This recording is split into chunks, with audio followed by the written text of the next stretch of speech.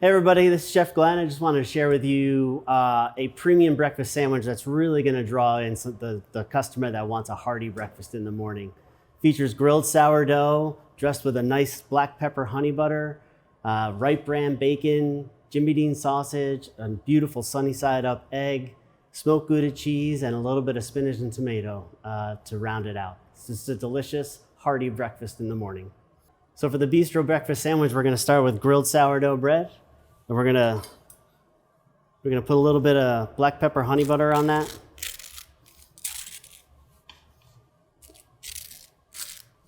Then we're gonna go with our tomatoes on here.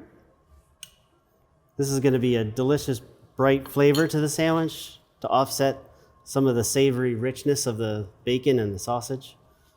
A little bit of spinach. We'll go with Jimmy Dean sausage. A beautifully sunny side up, cooked sunny side up egg.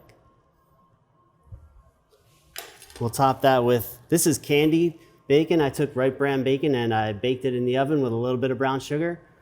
Yummy, yummy, yummy, sweet and savory right here. Do that, just like that.